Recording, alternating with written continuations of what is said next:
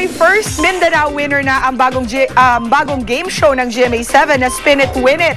Siya si Lloyda Gumtang. Nanalo siya sa game kahapon. Ang premyo, 280,000 pesos at sponsors gift pack showcase. Ipay yung ko, kaya wala man ko nag-expect nga ako ang madaog sa tanan-tanan naghulog sa Mindanao. Ako pagod ang nabunutan. More chika later, wag bibitiw. Si Mel Tiangco, ang inyong kapusong totoo. Ang mga ipinamimigay po nating mga Kapuso school bags ay sadya po para sa pangangailangan ng mga estudyante sa grade 1 na maayos ang paningin. Ibig sabihin ko po, sila'y nakakakita. Pero paano ito nakakatulong sa mga special students? Lalo na sa mga visually impaired o sa mga bulag. Alamin po natin kung paano sa tampok namin ngayong gabi. Sa Batino Elementary School, nakilala namin si Christine, isang special education student na sa kabila ng kanyang kondisyon, pursigido pa rin mag-aral. Siya ay 24 na taong gulang at kasalukuyang grade 1. Naglakas loob siyang iwan ng pamilya sa Pampanga at makitira sa Quezon City sa pag-asang magkaroon ng liwanag ang kanyang kinabukasan. Medyo nakakahiya po ma'am kasi po nasa edad na po tayo pero hindi yun po ang iniisip ko. Ang iniisip ko na po yung matututuhan.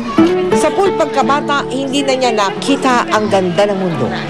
Pero hindi ito nakapigil sa dalaga para siya'y magsumikap at mangarap. Gusto ko po talaga makatapos ng kung maaari nga po hanggang college kung kakayanin ng Gamit ang espesyal na papel at manulat, lumalawak ang kanyang kaalaman. Sa tulong naman ng dala nating school supplies, mas magiging madali ang pagsasalin sa braille ng kanyang mga aralin. Yung teacher, susulatan niya po yung mga kanyang tinake up ngayong araw. Tapos, after ng classes po nila sa regular setting, pupunta yung bata ngayon na may disability, pupunta sa kanyang SPED teacher. Tapos doon na po makakaroon ng yung transcription ng braille po. Sa San Roque Elementary School sa Marikina, tuluyan ang naglaho ang bakas ng putik at baha na dala ng bagyong Ondoy. Pero sariwa pa rin sa alaala ng mga bata ang pinsalang idinulot nito. Sila lumubog yung bahay!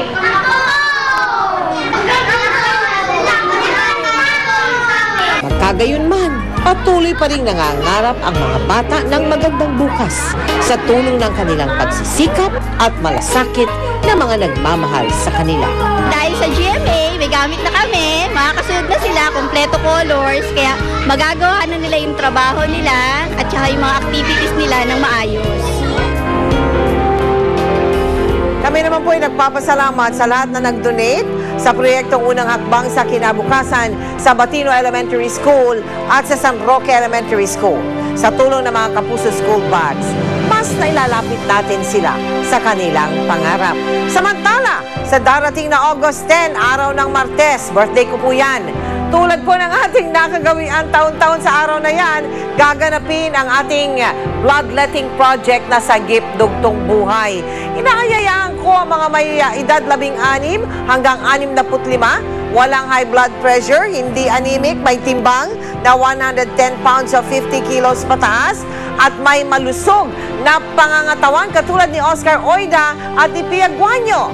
Magpunta lamang sa Everprotesco Mall sa Commonwealth sa Quezon City para kayo'y makapag-donate ng inyong dugo. Abangan ang pinaghalong lahi ng zebra at donkey. Exclusive, ilang minor de edad, tinukot para gawing snatcher at hold-upper. At Chris Aquino, sarado na nga ba ang puso para kay James Yap? Walang patid na pagtutok dito sa 24 Oras.